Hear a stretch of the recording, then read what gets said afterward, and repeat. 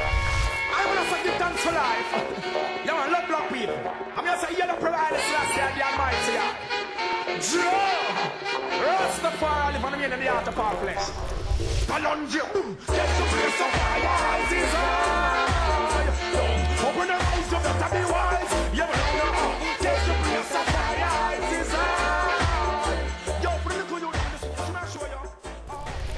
Thanks again for joining us. This is episode number 4, Catcha Fyah. We're recording right here in the River Bandstand.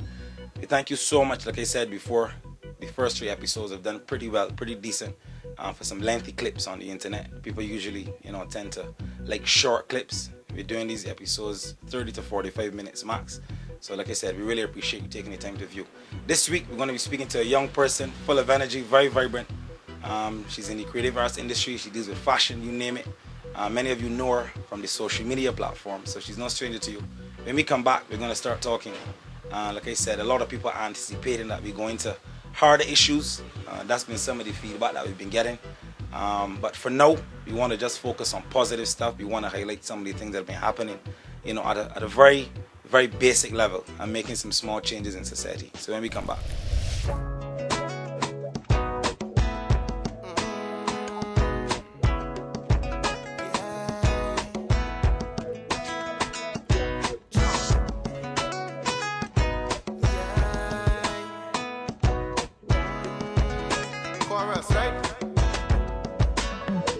I love the way you call my name, scream my name. Love the way you say heart of fire, like a plane through the air.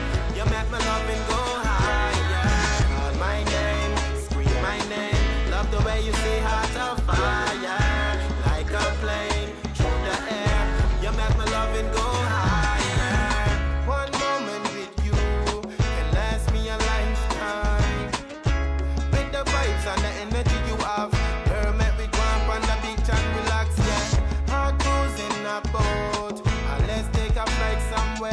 As long as I'm with you, girl, nothing else in this world compares. Love the way you call my name, scream my name. Love the way you say heart of fire, like a plane through the air. You make my loving go higher. Call my name, scream my name. Love the way you say heart of fire, like a plane through the air. You make my loving go higher. Okay, so we're back. We're talking to Toni Thorne, entrepreneur. I don't know, you dabble in so many different arenas. Well, it's all entrepreneurship, I would right, say. talented. So I don't know, update our viewers first of all before we dive into everything else. Just tell us a bit about yourself, what's been going on with you and your work. Okay, well, obviously, my name is Toni Thorne, 27, entrepreneur. My passions would be youth development as well as the creative industries. So where that kind of meshes is where you will find me. So whatever I do, whether it's Pompasat Magazine, Sahelers, or even Island Fusion 4-Day Morning Band, and the current television projects that I'm working on, a lot of the things that I do would fall in place with the 18 to 35 demographic and really giving young people a voice and using the creative industries, whether it be fashion, film, publishing, whatever, to give them a voice and to give their talents a voice as well. Because I think there's a definite void in our market in terms of younger people and younger creative people having a platform upon which to show their talents. And not only show their talents, but show their talents in a way that they can, 5 years down the road, see a dollar value or something coming back from it so that they could feed themselves and by extension the families. Okay, all right. So let's start right there. Yeah. Youth development, and you're talking about having creativity, you're talking about lack of a platform. So bring me current. What do you identify as some of the issues that young people face in getting the talents off the ground? The mere fact that in Barbados or in the world, in the Caribbean, if an 11-year-old says that they want to be an artist, I am very sure that they would be deterred from that by older persons, by general society. I think that's a problem. When I was growing up, if somebody said that they wanted to be a writer, it was deemed as, oh, why are you going to do that? Well, how are you going to make money from that? That's the first thing.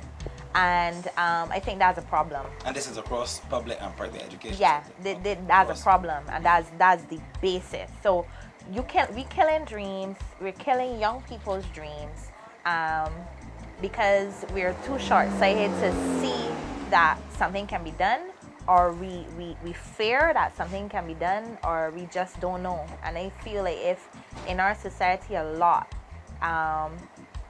when we don't know how to do something, we automatically shut it down. So we don't know how to really create a viable and a sustainable creative industries as yet. So because we don't know how to do that, anybody that says I want to be anything out of the box. Remember Mad had a song years ago, Doctor, Lawyer, Bank Manager. Anybody that is out of that box, they automatically fall into this fear of uncertainty. And I think that's the basis. That's the basis. I don't want to cut you, Toni, but there are many people, obviously, from a local perspective, people who know you personally. I think they do. Well, okay, at least they're gonna say, man, you're talking about youth and lack of a platform, but your dad is a lawyer. Right? And I'm studying law, to be fair. So I want you to put this in perspective for me and talk to me about your own challenges and how, I don't know, would it have benefited you or would it have been a disadvantage? I don't know. Put that in perspective for me. I personally, from a personal perspective, I don't like to judge people because I don't know what people go through. Everybody got their own shit to carry, right? With me personally, yes, that's something. I'm glad you asked that. There are a lot of people out there that would say it to my face. Well, not really to my face, but I would see it on Facebook. They would say it behind my back. They would say it to friends of mine. Oh, what struggle she talking about? Or, she got that because of who her parents are. Could not be further from the truth. Could not be more bullshit. It's kind of like a two-edged sword. Because my parents are who they are personally and not professionally or whatnot, they've always instilled in me this kind of go-getter spirit, don't take no for an answer. I will never forget when I was younger, my father will always say, why do you always say why not? Like if they say to me, you can't do this, I would say, why not? So that has always been in it. And if people want to say that that's something that they taught me, yes, that's something they taught me. They never taught me to limit myself. So at between 6 and 8, I had a summer camp. And when I said to them, hey, I have this club, Planet Club, and I want to start this summer camp, I could see in their eyes that they were saying, how you could want to be 7 or 8, 6, 7, 8, and want to do a summer camp? Like, you crazy? I could see it in their eyes, but they never told me that. And words are very powerful. And some people may say, oh, your father was a young lawyer. I am very sure my father could have probably given me the money to fund the whole summer camp. They didn't do that. They said, okay, well, you can do the summer camp. You should call your grandmother and ask her to have it at her house. And why did they call her on every single attraction in Barbados, from submarines right back down, calculated how many children they needed, and called people's parents and said to them, hey, this camp is going to be $130 for 2 weeks. Can you pay for your child to do it? And I remember doing it. And when we went to like the different, we went to submarines, and we went to, not Animal Floor Cave, can't remember. One of the ladies there, Harrison Cave. The lady said, but I thought, Toni Thorne, I thought you were a big woman. I didn't know you were a 7-year-old.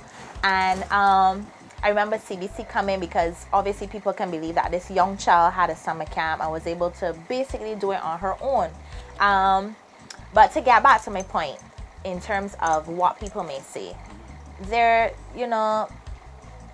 a struggle with that too. I'm very sure most people know that my father supports the Barbados Labour Party. My mother supports the Democratic Labour Party. But I have gone into meetings and not politicians. I find that, you get more of this treatment from yard fowls. I'm very candid, sorry. That's you were going to meetings with yard fowls and they would say things like, your father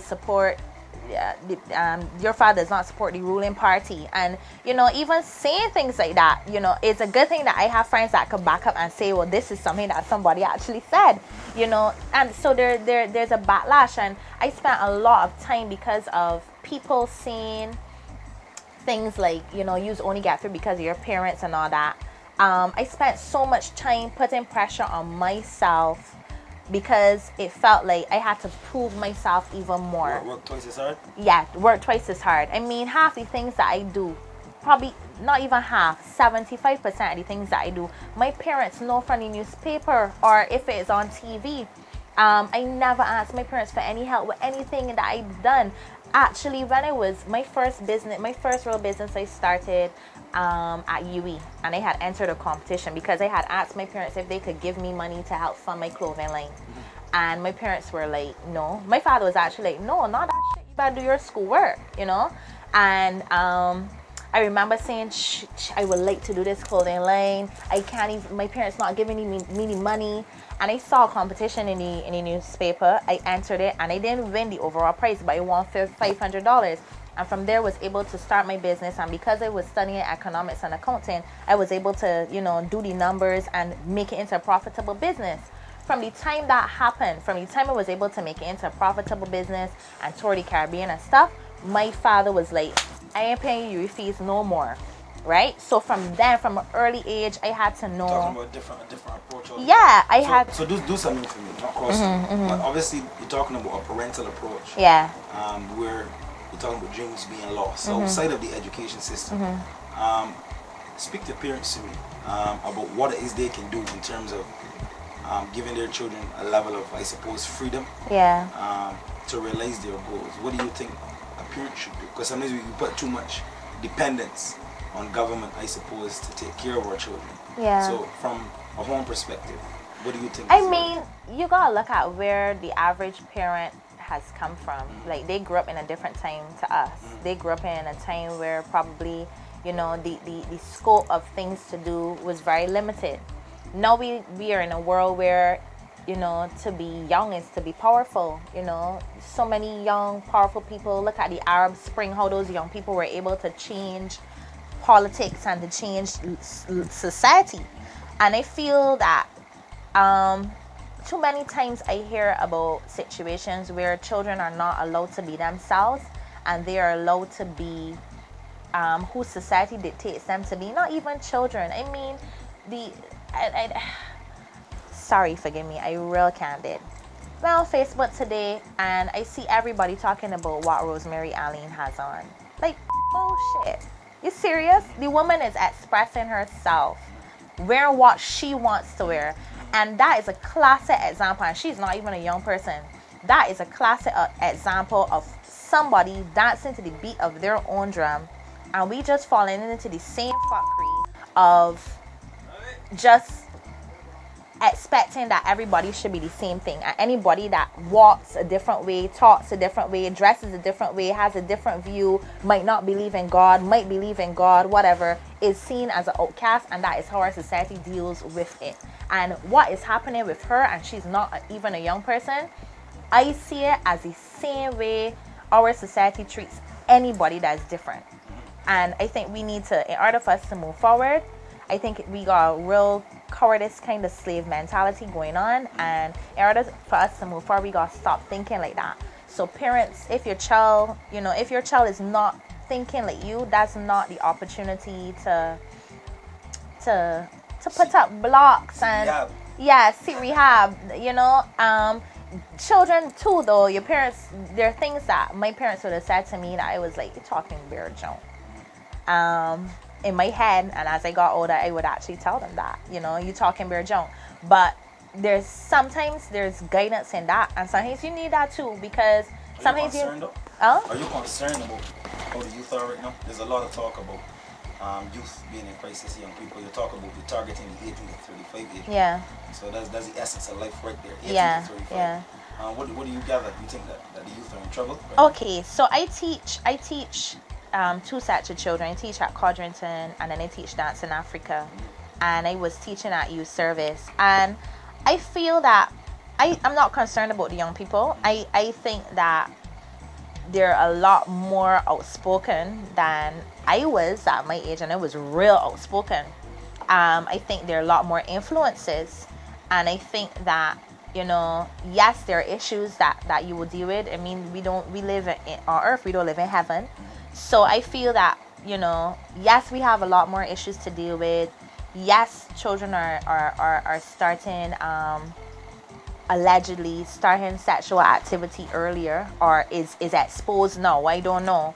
But probably if we look at understanding people and understanding things a lot more, you know, certain things would change. Okay. Perfect time for a music video. We'll be right back. Okay.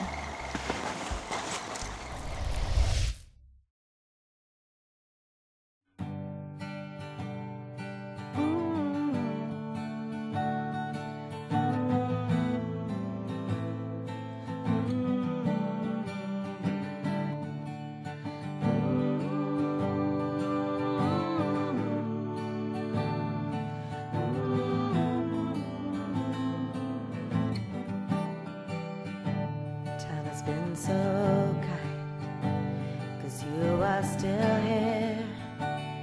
It means it's time to breathe some new air. So why the sad face? Hey, where did your smile go? Hope you're willing, breaking. No time to lose hope. Seen you struggle and fight the tide, and I was with you when you made it through the bumpy ride, and I didn't feel you breathing. And when you thought you were alone and begged for life, I was by your side through your darkest night, and I'll never leave you. This one's for the brave, baby. Here I am, baby. Oh, yeah. Here I am, baby. Here I am, baby. Oh, baby. Bow your head now and hold your corner. Say a prayer each day now. Wish on a star and say now, oh yes, I matter from here on after, and you won't falter. I will remember. Okay, so we're back. Before we went to that music video, we were still on the topic of youth development. And one of the things I'm trying to do on this program is get people to not just identify problems but offer solutions. So we were speaking before the interview started. You told me about a magazine that you're doing. How does that incorporate into the whole vibe of youth development? How do you plan to bring about some sort of change among the same age group that you're talking about? For me, the magazine is called Pomposat, and I feel that Pomposat is a voice for young people. In terms of a publication that actually gets our views out there. Although you have these very serious topics, we also do things like a walk-up tutorial and look at fashion and things that will really grasp young people. And with Pomposat, I don't want us to be the Vogue of the Caribbean. Because young people are very, and Caribbean people, we vibrant, we vibesy, you know, and in order to really have a lot of impact, in my opinion, nationally and regionally, you got strip all of that kind of hoity-toity bullshit and be able to relate to people. You could have a very classy publication, which I would like to think we have, a very, you know, nice layout, very talented. When you see it, you say, this is something I wanna pick up. But people should be able to read it and say, well, I didn't know about that, or that real funny boy, or, you know, that's so true. You know, tease, talk, you know, think. They should be able to learn something. So those are the things that I feel, you know, people get from the magazine currently, and I would like people to get, whilst giving a voice to people. So we have writers that are young people in the demographic, from as old as 30 to as young as 15, because although you have an 18 to 35 age group, a 35-year-old can relate to an 18-year-old. I'm 27. When I sat down and I talked to our two 15 and 16-year-old writers, there were things that they had to educate me on what is cool, what is hip. So there's a method to the madness of having different writers in the different age group and giving them a voice. I don't don't tell people what to write. You know, we sit down and we talk it out and we say, hey, this is the direction that we're going to. It also gives the young entrepreneurs that we would feature a way for people to know about them, trends, was hot, what's not. And it's also very fun, you know, something like, as I said, the workup tutorial, the people we feature like Livy Frank. We have a very interesting cover girl that's coming up, and you know, just a publication that a young person could pick up and say, this is for me, by me. You know, a lot of times in Barbados, and generally I find that we have things for young people, but they're created by older people. And it's not about creating a divide between younger people and older people. It's just that how you could be 55 and doing something for a 27-year-old. Okay, so there's some kind of disconnect. Yeah, I think there's a disconnect. And we're trying to really close the gap on that. So, okay, so I know that you're some person who's big into the social media platforms. Okay, yeah, come on. Yeah, we know that. So, my thing to you is, you know, you're talking about marketing, you're talking about connectivity between some person who's marketing, let's say providing an ad campaign. So I want to tie this into your whole vibe with settlers on the West Coast, and I don't want to put you on hot water, but do you think Barbados is being marketed the correct way? Do you think is attractive enough right now? Well, let me be real clear here and tell you, I am not a tourism professional. I don't claim to be. I am not a marketing professional. I don't claim to be either. I am, like you, the general Barbadian. I think there's things that make me go, huh? You know, I think we've been doing very well. The mere fact that, you know, everybody thinks that Barbados is a great destination. Jack, here's your jacket. You know, we've done well with that. But in terms of, and I can only, you know, you can only speak about what you know and what you can relate to. As a young person, or I at least like to think I'm young, I wonder about young tourists coming here. So why have an Instagram account, right? The average person on Instagram is in 18 to 35 age group. Why have an Instagram account that has on pictures that you use to market to people my mother's age? Those things baffle me, because for me, if the pictures if they're not grabbing me and saying, I gotta come to Barbados, Barbados seems fun, because people my mother's age, 50 something up, they're going to come to Barbados because, you know, the luxury, you can relax here, no noise, people are friendly, food is good. People in my age group are coming because, hey, the party scene is good there, I could do this, I could do that, I could do that, I could do the third. Where are the action-packed, you know, videos, 15-second videos, pictures? Because it does not make any sense. I am not going to come, I don't know if you eat meat. Do you eat meat? That's like me. Fish is meat, so let me get technical. Alright, you don't eat pork. No. That's like me coming and telling you, come and taste this pudding and sauce. This pudding and sauce, we got all kinds of different pudding and sauce. Where you don't eat pork. So it's outside of the whole demographic. Yeah, you know, the Instagram pictures are a bit, you know, but as I say, because people tend to take the bad out of everything. I think we clearly have been doing a very, very good job. The fact that we are where we are from a tourism destination, but I can only think about what I can relate to, and as a young person, and I wonder about how we use social media to attract young tourists, especially, you know, settlers targets young people and it would target young tourists. So I have to be concerned about that. Okay, we're gonna have a look at the very first settlers. That was back in 2011. Some people who would have been following Inferno TV would know this video. So we're gonna have a look and just come right back. Yeah, I like that video. It has been extremely challenging. We've met a lot of humps, but if you really believe in something, it will come true. If you work hard and know that something that you have as an idea to come to fruition, it will come to fruition. Okay, this is what I call creative energy. As I said, this is the first time in Barbados history that we brought this kind of activity to the West Coast. Where did it come from? 5 years ago, I just had an idea about the settlers of Barbados, and I found that a lot of people in our age group didn't really understand where we've come from. Everybody just assumes, oh, the Africans just came to the Caribbean. We had the Taino people, all sorts of different people that we didn't know about. And the best way to get across this message to people in our age group is through entertainment and music. And really and truly, I thought that there was a void in the whole entertainment scene on the West Coast. Okay, tell me, obviously this is the tourist belt. You've got businesses, you've got hoteliers. How did they respond to this activity? We basically had a lot of work to do. Like, people just see this and think that it just happened like that. From last year, October, we have been roaming the streets. We had to go to distribute letters. We met a lot of dogs who didn't almost get bitten by dogs. So it was a lot of work. We had to go to each and every single hotel to convince the government and to convince the police that this is something that everybody was notified for. If we did not notify all the stakeholders, it would never have come off. Okay. So, yeah.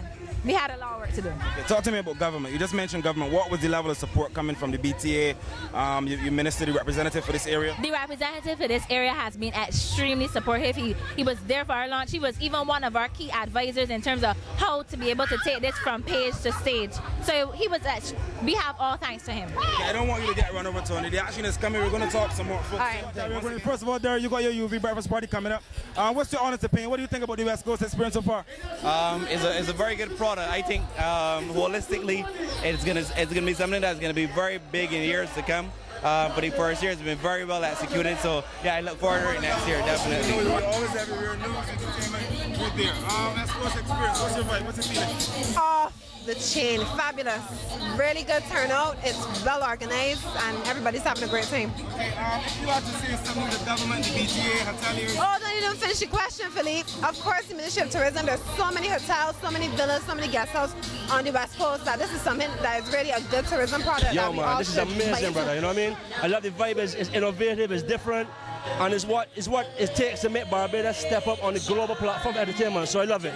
Respect, Tony, and your whole crew. This madness, real thing. You don't know. I love it. Love it. Obviously, you're the person into business, entertainment. There's always some reluctance from the business community to get involved. What do you say to them at the point of this? Yo, I tell them, listen, get involved, right? Check it. Rihanna, right, is probably in the top 5 of the most world-renowned artists in the world.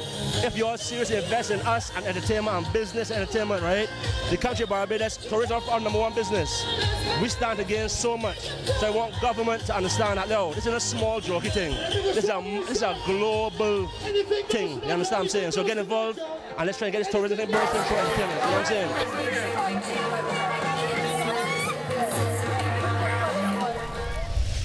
We were just having a look at people doing bad on the West Coast. That was in 2011. Since then, you were telling me, Jason, that it has grown to over 5,000 people? Yeah. They estimate that approximately, the last one we had, approximately 5,000 spectators were down there for the carnival. Both locals and tourists. I've never seen somebody come outside of Sandy Lane and walk up. Like, and I've seen that. Different experience altogether. Different experience altogether. Midnight vibes. Yeah. Okay, I want you to talk to me about this organization that you're part of, Global Shapers. I was having a look at it today online, and it seems to be kind of like a hub to bring a lot of people from across the world together, ideas and everything. So talk to me about that. Well, basically, Global Shapers is simply it is a branch of or branch off from it's an affiliate of World Economic Forum, and it basically, the aim of it is to bring the brightest, youngest minds in the world and seek to change every single society in the world, thereby changing the world. So they get young people that want to see a change in their society together, whether it is on a national basis, which obviously we have a Bridgetown hub here, and then you know, all of us are part of this bigger organization, Global Shapers, which is the general organization. Right. Okay. So the one for Barbados would be Global Shapers Bridgetown hub, and you know, you see it. People generally want to see a better world, whether it would be you know, through education. I have some friends that are doing some really good stuff in education in Nigeria. One was even regarded by Forbes as Nigeria's Mark Zuckerberg, and they are using education and they're doing some amazing things when it comes to education and where they're from people that are looking to get clean water in their environments, to persons that just, you know, wanna see technology rise in their environment. There's so many different issues, and it's good to mix with like-minded people that just want to see a better world, whatever that may be for them. So that's good. What has that taught you, really? I mean, coming together with some of the the brightest minds that you're speaking about in business and ideas, creativity, etc. What have you learned in terms of, I don't know, facilitating movement across institutions to make sure that an entrepreneur gets easy access? Not to say that you're supposed to bend the rules, but at least some kind of fast, you know, facilitation. No bending rules. Right, precisely. So some people often say there's too much red tape in Barbados. Yeah. Right? Well, it has taught me no limits. You know, you think in Barbados we get so caught up with our own, like drinking our own Kool-Aid.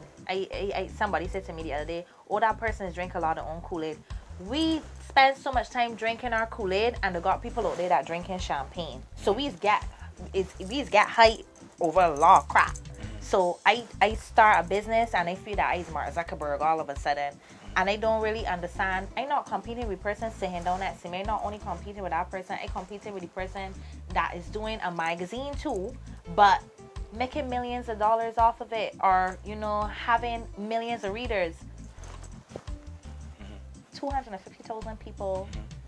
You do a magazine here, that's good, but it's like, are you doing business here? Don't drink your Kool-Aid. They got champagne selling though, right? A lot of work to do. Exactly. So what it's taught me is no limits. It's taught me that, you know, never be satisfied with what I do. Not, you know, be happy for what I've done, but don't think that, you know, you reach, because there are people that are doing better than you, and you could always evolve and you could always grow. What it's taught me about being in Barbados and how Barbados can tend to limit. I was at a conference, a World Economic Conference in Asia, in China to be exact, last year. And there was a session with a gentleman. He was one of the first investors for a very popular social media platform that I'm sure all of us use. And at the end, I went up to him. I mean, he was on the stage with someone who has become a good friend, and he's from Africa. Obviously, he would have gotten venture capital for his business. And he was on the stage with him, and they were talking and stuff. So I walked up and I said, "Hey, my name is Toni. I'm from the Caribbean, Barbados to be exact. We have a lot of young people where I'm from with great ideas. Why aren't y'all coming to the Caribbean? Why am I not seeing? Why are all my friends from Africa talking about, hey, this person invested? Why are you not coming to the Caribbean?" And he turned to me and he said to me, because we don't see anything there. We know there's just no traction. Like, basically, nobody has bust in terms of nobody. It just isn't there. That's like me asking about the women in Afghanistan. You know, you seeing the women in Barbados, and the women in Barbados look real good. But that's like me asking about the women in Afghanistan, but your head not there because you ain't seeing them, you ain't seeing nothing. You understand? So has that creative side been blocked? That I mean, nobody in bus yet. I don't think. What's the reason for this? I don't even know if there's anything to blame or anybody to blame. I just feel it. I feel our time hasn't come yet. Right now, Africa is the hot place, and then I go to Panama later on this month for World Economic Forum conference, and they're young people doing things and getting noticed. I just think that we as young people gotta rise up, and it's not even a young people, old people. I think we as Caribbean people have to understand the talent that we got and the passion that we have behind that, and really try to do things to get the attention of people that actually have money to fund our projects. Because I believe in regional integration and working together for common goal, but sometimes you have to step out of your box, step out of what you know in order to get to another level.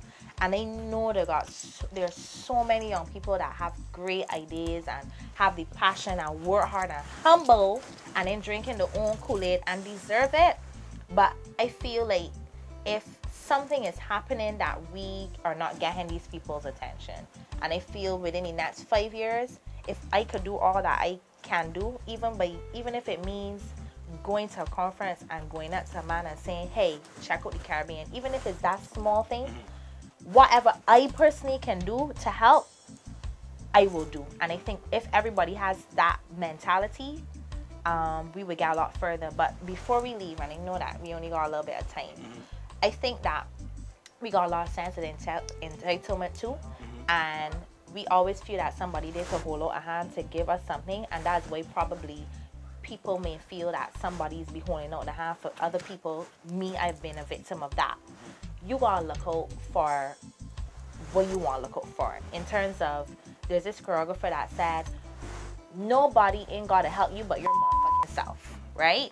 And that is the philosophy that I have. So I am not waiting for, of course I will go and ask. You need businesses to help fund you or whatever, and I would ask that personally.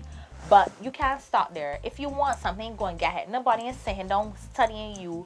We're not in that world now where people sitting down and saying, you know, I gotta look for this person. People don't, nah, that is not happening. So I feel like a lot more of us need to aggressively go after what we want, aggressively go after our dreams. But don't step on people to get them. You know, there's a difference between aggressively going after your dreams and stepping on people and just being downright dishonest or lacking in integrity, because you can only get so far and no further. I think we need to just work together. I think we need to be more aggressive. I think all of this energy that we got, this hype, channel it into serious positivity and working together to achieve some amazing things. And I personally believe within the next 5 years, we're going to see, sorry for the dialect, people that it offends. We're going to see a lot of good things coming from young people in Barbados, for sure. I think that's a very strong final word for me. I'll take that. Just stay positive. All right, so you heard it. I think Tony put it as best as anyone could put it. The bottom line remains, just remain positive in whatever it is that you're doing. This is episode number 4, Catcha Fyah. Don't forget, you need to log on to YouTube and subscribe to the channel. You can find us on Facebook as well, Twitter, Instagram, you name it, all the social media platforms. So just stay tuned. We'll see you next week. I'm gonna say give thanks for life. You want love black people. I'm gonna say you're the provider, last year, the Almighty God. Joe! Rastafari live on the end of the art of our flesh. Palonji, boom!